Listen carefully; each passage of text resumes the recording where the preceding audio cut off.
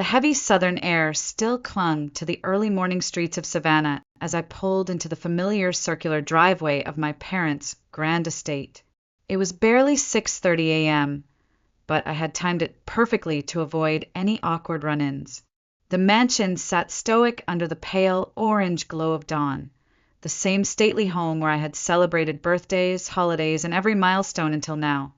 I grabbed the bakery box and the freshly printed invitations from the passenger seat, my heart oddly calm despite the whirlwind of wedding preparations these past few weeks. I had no reason to suspect that in the next few minutes my life would be detonated into something unrecognizable. The side door creaked faintly as I let myself in, the way I always had since high school. The house was silent, too silent. No faint hum of the television, no clinking of Mom's favorite china cup, no footsteps overhead. My heels echoed on the polished mahogany floors as I walked toward the kitchen, instinctively expecting to find one of her little cheerful notes taped to the counter, reminders about final dress fittings or seating charts. Instead, a single sheet of paper lay perfectly folded on the kitchen island. Thick white cardstock, no frills, just cold, black ink slashed across the center. Wedding's off. Expect a call from my lawyer. I froze. I couldn't move. I couldn't even breathe. The words burned into my brain like acid, each one pulling at the seams of my reality. My parents had canceled my wedding by note. No call, no explanation, no signature. My hands trembled as I unfolded it again, as if reading it a second time would somehow change what was already irreversible. Nothing. No warmth. No apology. Just execution. The box of cake samples slipped from my grasp, landing soundlessly on the countertop. I stood there for what must have been minutes, unmoving, my mind clawing through the last few weeks for answers. Was it the argument about the guest list? The time I refused to let Samantha bring her new boyfriend at the last minute? No, this wasn't impulsive. Someone had planned this, deliberately, methodically. My parents didn't just pull the rug out from under me. They had sewn it into a noose and tightened it with a smile. I should have screamed, cried, called Evan, but I didn't. I pulled my phone from my purse and typed one word to my mother. Understood. I slid the phone back into my bag and walked to the door. The streets outside remained hauntingly still, the trees swaying in the faint morning breeze, like silent witnesses to my humiliation. I drove home through empty streets, headlights casting long shadows that seemed to mock me at every turn. I couldn't hear the engine, couldn't feel the wheel in my hands. It was as though my body stayed behind at that kitchen counter, locked in that frozen second of betrayal. The sun began to rise over the marshes as I pulled into my driveway, painting everything in soft gold. I got out, walked into my small apartment, and sat on the couch, still in my coat, still in my heels. I didn't move. I didn't speak. I just stared at the wall, the weight of 7 simple words pressing down on me harder than anything I had ever known. I whispered, barely audible even to myself. They really did it, the silence answered back. I must have sat there for hours. The apartment was dead quiet, save for the occasional creak of old pipes or the distant screech of tires from the street below. My phone lay face down on the coffee table. I stared blankly at the empty space in front of me, replaying every conversation, every email, every meeting over the past 12 months. How had I missed the signs? How had I trusted them with everything? The deposits, the contracts, the vendor schedules. I let out a hollow laugh that barely rose above a whisper because they were family, because I believed it was easier that way. The phone buzzed once, then again. I didn't want to look. My mind told me to leave it there, untouched, like the last fragile boundary between me and whatever fresh hell awaited. But curiosity won. It was a text from Paige, my cousin, my only neutral family member. I frowned. The message said simply, "Hey, I think this was sent to me by mistake. You need to see this." Attached was a screenshot of a group chat. Whitaker family wedding changes. My stomach twisted as I tapped to enlarge the image. There were names I recognized immediately: Vivian, Henry, Samantha, even some of the vendors' contacts I had personally introduced. As my eyes darted down the conversation thread, the reality of it struck harder than the paper had. My wedding had been reassigned. The venue? The florist? The photographer? The same exact plans I had worked on for months now had Samantha and Zach's names on every line item. I scrolled further, heart racing. There it was, Samantha's smug message. At least now the photos will actually be cute, followed by a red heart emoji for my mother. My hand trembled. My vision blurred, not from tears, but from the sheer, raw fury that burned through my veins. They hadn't just removed me. They had replaced me, as if I were a placeholder, an inconvenience they could simply swap out when it suited them. I stared at the screen for what felt like forever, unable to tear my eyes away from the digital evidence of my erasure. I read the thread again and again, trying to find some trace of guilt, of hesitation, of regret. There was none, only casual cruelty, disguised as family planning. The betrayal cut deep, like someone peeling away my skin layer by layer, all while smiling politely. I let the phone fall onto the couch beside me. My heart was pounding so hard to hurt. I whispered out loud into the heavy silence. They really planned this. They planned every inch of this. My breathing slowed, but the cold realization settled deeper. This was no accident, no misunderstanding. They never intended to share the spotlight with me. They had been quietly moving the pieces behind my back for months, and I had been too blind to see it. I sat motionless as the morning light crept across the floorboards of my small apartment. The city of Savannah had long since awakened around me, but inside I remained paralyzed by the weight of what I had just read. Slowly, as though peeling back layers of a long-forgotten memory, I began to see the pattern. This hadn't started yesterday, not even last week. This had been years in the making. I leaned back against the couch, staring up at the cracked ceiling, and let my mind drift. 2 weeks earlier, I had stood in the fitting room at Charleston Couture, the boutique my mother insisted I use because it was where all respectable families went. I had tried to believe it was about tradition, about love, about them caring for me. But standing there half-dressed with pins still biting into my skin, I knew something was off. My mother hadn't shown up. Not once. She always had an excuse. My calls went unanswered. Instead, Samantha breezed in 40 minutes late, Starbucks cup in hand, acting surprised to see me. "Oh, I didn't know you were scheduled for today," she had laughed, settling onto the velvet bench like it was a front-row seat. I remembered the way she stared at her phone, casually scrolling through photos while I awkwardly twirled in the mirror in a half-finished dress. I had tried to brush off the unease, tried to ignore the way the boutique owner seemed confused when Samantha gave her updated measurements after I left. A few days later, the boutique emailed me. Final adjustments were complete. For Samantha Whitaker. My name was gone from the invoice. When I called to clarify, the assistant chirped back cheerfully, "Oh, your family called and said there were changes."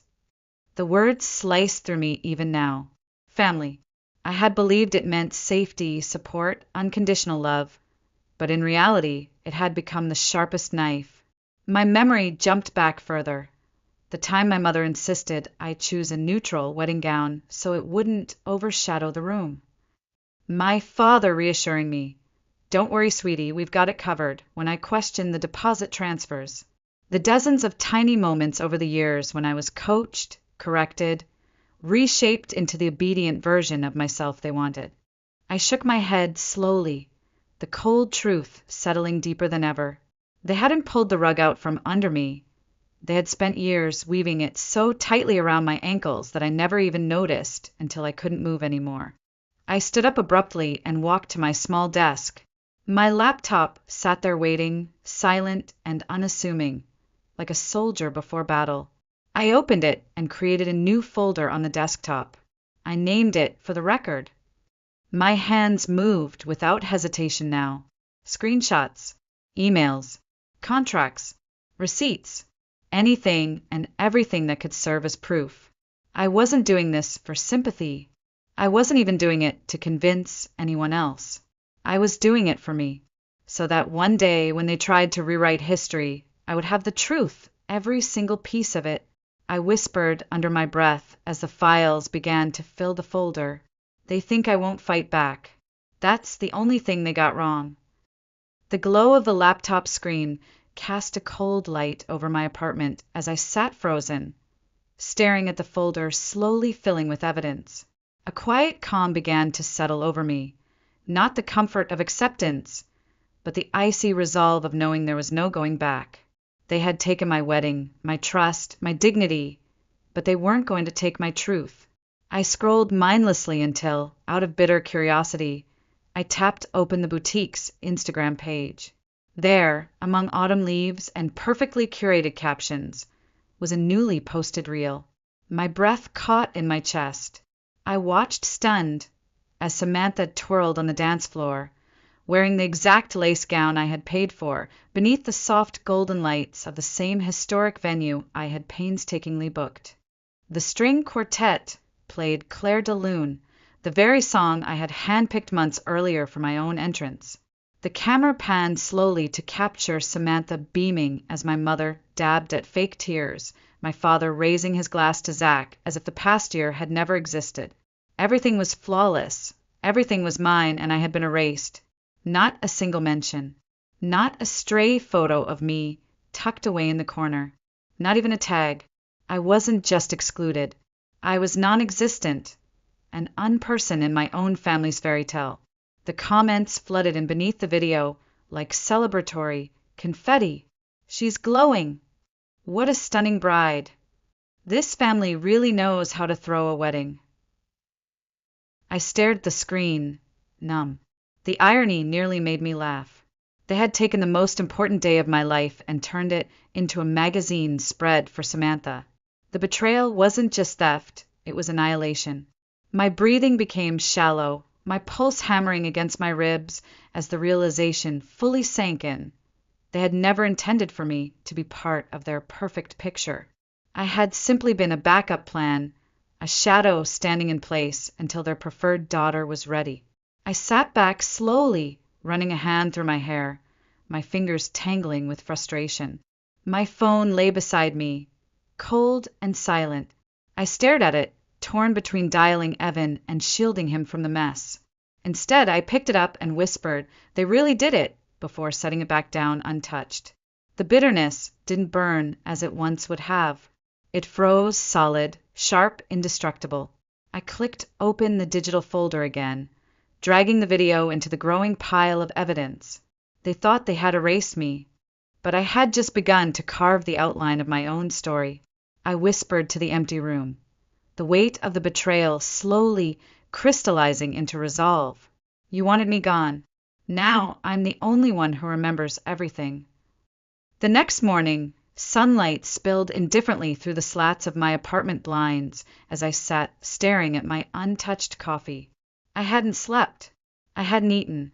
I simply sat, reliving the silent dismembering of my life, piece by calculated piece.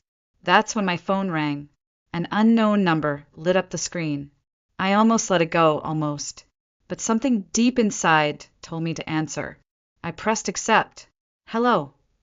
My voice was hoarse, barely above a whisper. The voice on the other end froze me in place. Allison? It's Brandon. Brandon Ellis. The man I had once loved more than anyone. The man who vanished 6 years earlier without explanation, breaking me at a time when I had barely learned how to stand on my own. The air rushed out of my lungs in a single breath. I gripped the phone tighter, bracing myself. He continued, quickly, nervous. I heard about your wedding. I thought maybe now you should know what really happened back then. The world tilted slightly as I listened. Brandon's words didn't rush. They tumbled, cracked, as if releasing the guilt he had carried all these years. She threatened me, Allison, your mother. I didn't know what else to do. I didn't speak. I didn't interrupt. I just listened as my heart pounded against my ribs. He explained it all. How Vivian had called his office, warned his manager that he was dating someone with mental instability, hinted that I needed constant care, and suggested the relationship was endangering my fragile state. She painted him as an enabler, someone harming me. She told him that if he truly loved me, he would let me go for my own good. I clenched my free hand so tightly my knuckles turned white. I believed her, he whispered, voice cracking. I thought walking away was protecting you. I thought she was right.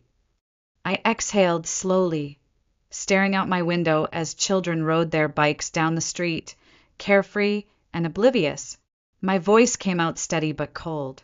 She wasn't protecting me, Brandon, she was controlling me. He fell silent, the weight of his confession heavy between us. I'm sorry, Allison. I know it doesn't change anything, but I needed you to know. I nodded, even though he couldn't see me. Thank you, I said simply. No venom, no dramatics. Just finality. When the call ended, I set the phone down and stared out into the bright Savannah morning. The fog that had clung to my memories for years finally began to clear, and what I saw beneath it was chilling. This hadn't just been about a wedding. This had been years of quiet, methodical sabotage. I stood slowly, my legs stiff, walked to the filing cabinet in the corner of my apartment, and pulled out old documents I had nearly forgotten existed. Venue contracts, florist deposits, spreadsheets my mother had offered to manage for me. Every page told the same story. Erasure. Quiet, polite, systematic erasure. I whispered it aloud for the first time. Not rhetorical, but urgent, like a puzzle finally snapping into place. What else have they taken? The answer came quicker than I expected. As I sifted through the carefully curated chaos of old folders, one cream-colored envelope caught my eye. It was tucked behind my nonprofit's bank statements, the same nonprofit account I had opened 5 years earlier to fund small community projects. I pulled it out cautiously, my pulse quickening as I unfolded the document. The heading read, Authorized Financial Reassignment for Family Redistribution Purposes. My stomach dropped.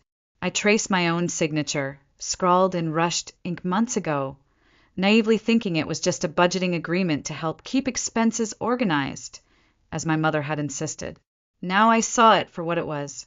A legal document transferring control of my wedding deposits, vendor payments, and even personal funds into an account controlled by my parents. I staggered back a step, gripping the edge of my kitchen table for balance. I had signed away my own wedding, my own money, my own autonomy, without ever realizing the trap that had been set. I stood frozen in place for what felt like hours, eyes locked on the paper. Then something inside me shifted. Not rage, not despair. Focus. Cold, sharp focus. I turned back to the desk and opened my laptop with steady hands. A new folder sprang to life on the screen. I titled it simply Restitution. I moved methodically, dragging files from one folder to the next. Vendor contracts, email threads with Samantha about reimbursements she never paid, invoices for floral arrangements under my nonprofit account, screenshots of text messages with Vivian where she promised to help keep things organized for you. The evidence was overwhelming. It wasn't chaos, it had been strategy. I had trusted them to help me plan the happiest day of my life. They had used that trust as a weapon. At the top of the document stack, I laid the financial reassignment contract, my signature above the fatal line. I stared at it for a long time, then slid it into a plastic sleeve and added it to the growing binder labeled Ledger of Record. I sat down at the table and stared into the empty space of my kitchen. The overhead light hummed softly. The apartment was silent, but the silence no longer felt oppressive. It felt like the calm before a storm. I opened my email and typed a message addressed to my mother. Subject line, "This ends now." The body of the email was short, sharp, precise. "You've taken enough from me. If you continue, I will take back everything. Legally, publicly, permanently. Consider this your last warning." I hovered my cursor over the send button. I thought of the years I had been silenced, minimized, molded into something easy to control. Then I clicked.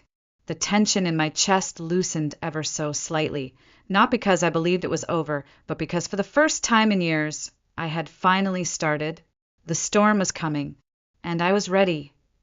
The reply didn't come in the form of an email. It came in the form of a Facebook notification hours later. I stood at my kitchen counter with a mug of lukewarm tea, the familiar chime vibrating against the granite surface. I stared at the screen for a full minute before unlocking it. I already knew what I was about to see. Samantha's smiling profile photo greeted me beneath the words, "New post." I clicked. The post was long, rehearsed, the kind of carefully constructed narrative someone writes not at a keyboard, but aloud in front of a mirror. Some people can't stand not being the center of attention. It began. For years, I've tried to support my sister despite her struggles with emotional instability and unpredictable behavior. Sadly, I've had to make the painful decision to distance myself from my own mental health. I scrolled, breath shallow, as the words blurred into weaponized character assassination. She accused me of undermining family events, spreading lies about her and my parents, and having a history of jealousy and irrational behavior. Vivian had liked the post. My father had left a heart emoji. I stood there numb, watching as mutual family friends, former classmates, even distant neighbors chimed in beneath the post. "So, sorry you have to deal with that, Samantha. You've always been the strong one. Some people just can't let go of the past." It wasn't just an attack. It was a coordinated exile. They weren't trying to argue with me anymore. They were trying to erase me in front of everyone I had ever known. I didn't cry. I didn't scream or throw the phone across the room like I might have years earlier. Instead, I opened my screenshot tool. I captured every comment, every reaction, every timestamp. I saved them methodically into my restitution folder under a new subfolder titled Defamation. They wanted to silence me by shame. What they didn't understand was that shame only works if you believe you've done something wrong. I hadn't. Later that evening, I sat across from my phone, debating whether to call Lauren. She had always been my one safe space, my one friend outside the toxic pull of my family. I finally tapped her name. She answered on the second ring, her voice tight, cautious. "Allison, hey!" I kept it simple. "You saw it." A long pause, then a soft sigh. "Yeah, I did. Would you want to meet up?" I could use a familiar face. Her inhale was sharp, like she was about to deliver news neither of us wanted to hear. "I don't think that's a good idea. I'm sorry. Your mom has too many connections. She helped my cousin get that internship at the law firm, and after what happened with your aunt's will, I can't risk it." The words hit like ice water. Not betrayal. Confirmation. Vivian's power didn't end at the front door. It bled through Savannah like a quiet current no one dared swim against. I smiled faintly into the phone, though my heart ached. No hard feelings. I hung up, alone again. But for the first time, the isolation didn't crush me. It clarified everything. The storm wasn't over, but I had never been more ready to walk straight into it. The next morning brought the storm to my doorstep, not as thunder or rain, but as the sharp, deliberate knock of a courier at 9:26 a.m. I opened the door to find a man in a tailored gray blazer, holding a document tube and a clipboard. His expression was neutral, professional, detached from the chaos he was about to deliver. "Allison Whitaker?" he asked. I nodded slowly. "You've been served." He handed me the envelope, had me sign, and walked briskly away before I could form a single word. I stared at the heavy weight of it in my hands, then closed the door and carried it to the kitchen table as though it were ticking. With trembling fingers, I broke the seal and slid the papers free. Across the top, bold and unapologetic, "Whitaker versus Whitaker civil complaint." I read the contents, my stomach tightening with every line. They were suing me. My own parents and sister were accusing me of embezzlement of family funds, unauthorized upgrades to venue arrangements, repeated emotional instability, making me unfit to manage financial matters. It read like the script of a bad courtroom drama where I was cast as the unstable villain. I sat frozen, my pulse pounding against my temples. I looked down at my hands, steady and calm. I had been through worse. I was done being the helpless daughter waiting for someone to rescue me. I walked to my laptop, opened my email, and typed, subject, defamation claim, Whitaker family. The body of the message was simple and factual. Add this filing to our counterclaim. Defamation, malicious intent, reputational damage. Let's respond swiftly. I hit send, then closed the lid of my laptop with a soft, decisive click. I didn't want revenge that burned fast and loud like a house fire. I wanted revenge with weight, precision, and permanence, the kind of revenge that came with a docket number. The day passed in measured quiet. I printed contracts showing every payment that had come directly from my personal accounts.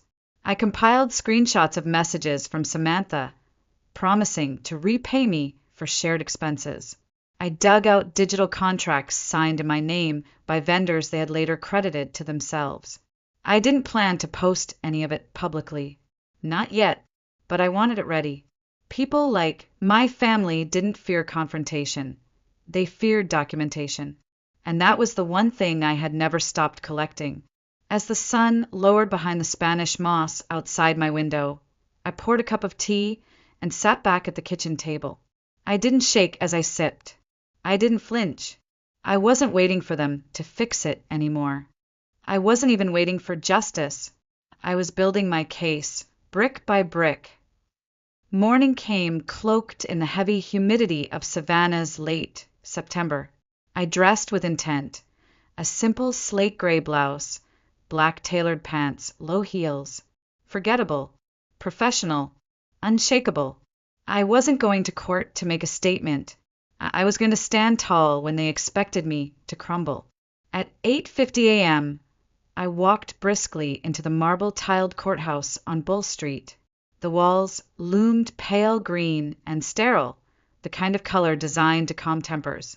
My shoes echoed softly as I walked past rows of benches filled with strangers waiting for their own verdicts. Courtroom 204. I pushed open the door and stepped inside. Samantha was already seated at the far end, sharply dressed but visibly restless, legs crossing and uncrossing under the table. Henry sat beside her, stone-faced and stiff, avoiding my gaze entirely. Vivian lingered near the back wall, arms crossed, gripping a slim stack of papers so tightly her knuckles blanched white. The bailiff called our case. I stood as my attorney calmly took his place at my side. The judge entered, an older woman with silver hair pulled into a tight bun, her voice sharp and no nonsense. She stared over her glasses as she addressed the room. This is not a reality show. This is civil court. Facts only. The room fell silent. My attorney began, slowly and methodically laying out her evidence. Every payment, every document, every text message, screenshots of Samantha agreeing to reimburse me for venue deposits, invoices from my nonprofit account paying for floral arrangements, digital contracts signed under my name. I listened without speaking, my heart steady, my breathing measured. When it was their turn, Vivian's attorney shifted tactics, claiming I was emotionally unstable and had been obsessively controlling the wedding planning process. The judge raised one eyebrow and asked plainly, "Do you have any clinical documentation to support this claim?" The lawyer paused. There was none. The silence in the room was deafening. I glanced briefly across the aisle. Samantha stared ahead, cheeks flushed, jaw clenched. Vivian refused to meet my eyes. Henry stared at the floor as though it might swallow him whole. After hours of presentations, the judge spoke the words I had waited so long to hear. Independent audits will be conducted. Ms. Allison Whitaker is granted temporary legal authority over all disputed funds until mediation is complete. The gavel didn't slam dramatically. There was no gasp from the gallery, just a quiet, powerful confirmation that the truth had weight. I rose calmly. I didn't smile. This wasn't about victory. It wasn't about revenge. It was about standing. Standing when they had tried everything to make me fall. As I walked past the family I no longer recognized, Vivian shifted slightly in her chair, clutching her papers tighter. Samantha's lawyer whispered furiously to her, but she didn't respond. Henry never looked up. I pushed open the heavy courtroom doors into the blinding afternoon sun, and I exhaled. For the first time in months, my breath felt full. The fight wasn't over, but I had survived the first round. 2 weeks later, the drive to my parents' estate felt both familiar and foreign. The towering oak trees that lined the private road, draped in Spanish moss, whispered softly in the breeze like judgmental witnesses awaiting the final act. I parked at the edge of the circular driveway, staring for a long moment at the house that had once been home, and now was just another structure. Clutching a manila folder under my arm, I walked deliberately up the steps, my low heels making sharp clicks against the stone. I didn't knock. I didn't announce myself.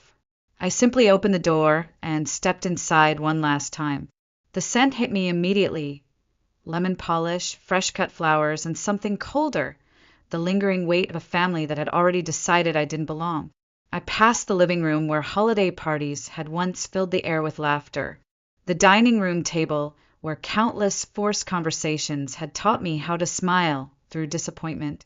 The staircase I had sat on as a teenager, tears silently falling, wondering why I was always too much. At the kitchen table, I laid the folder down. Inside were the signed settlement papers and a formal release removing my name from the deed to the family property. I pulled my old house keys from my coat pocket and set them gently on top. There was no need to say goodbye. I knew no one would come rushing to stop me. I turned slowly, walking back through the house with a final glance at my childhood bedroom door. I didn't feel the expected sadness. I didn't feel rage. I felt release. As I stepped outside, the door clicked shut behind me with a soft finality that echoed louder than any slammed door ever could. I stood for a second, staring up at the grand facade that had once defined my existence, and realized it held no power over me anymore. The sun broke through the clouds just as I reached my car.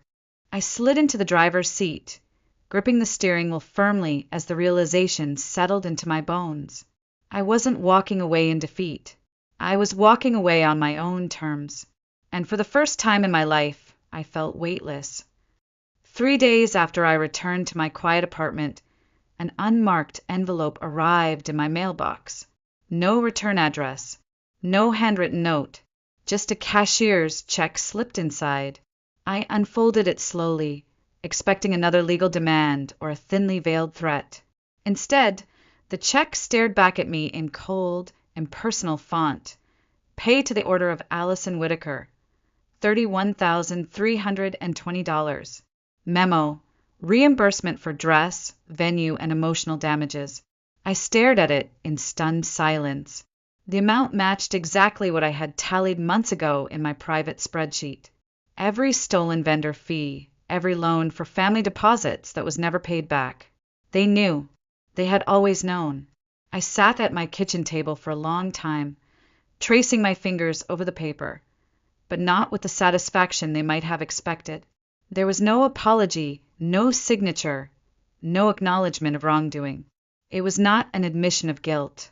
It was a desperate attempt to close the book. I didn't cash it. I couldn't. Instead, I bought a small brass frame with an engraved plate beneath the glass, proof they knew. The check now sits on my bookshelf, not as a trophy, but as a reminder. I hadn't imagined it. I hadn't exaggerated.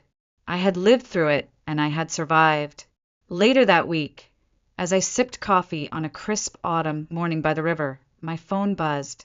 Lauren's name lit up the screen. I answered cautiously. Her voice was lighter than it had been in weeks. I saw what you did. You really did it. I smiled faintly, watching ducks glide across the glassy water. Yeah, I did. There was a pause, then her voice softened.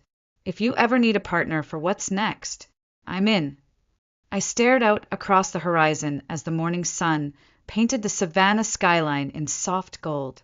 My laptop was already open on the cafe table, the cursor blinking expectantly in a blank document titled Whitaker and Ellis Advocacy Group, Legal and Crisis Support for Women Silenced by Family Abuse. The idea had been brewing since that day in the courthouse.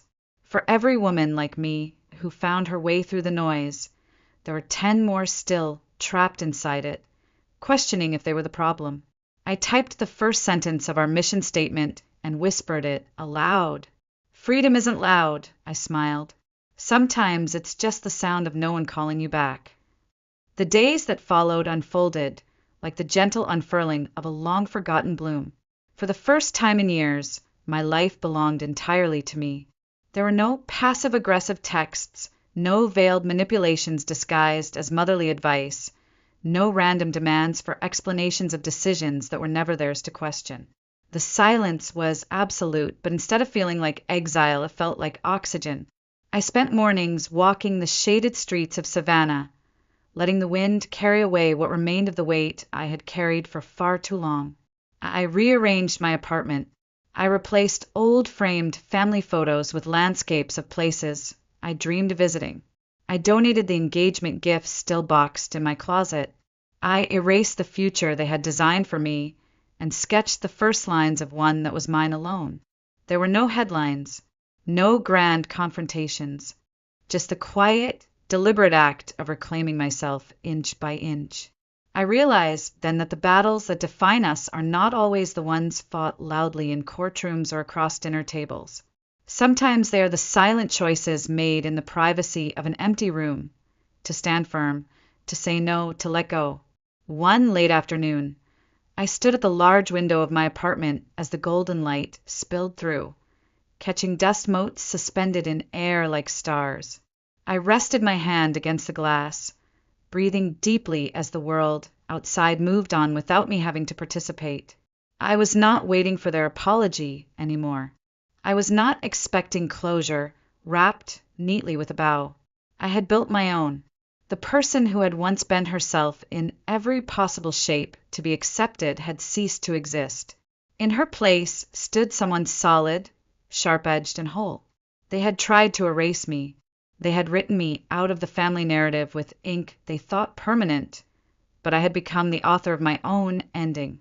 As the sun finally dipped below the horizon, I whispered into the gathering dusk, knowing no one would answer, yet knowing the answer had already arrived.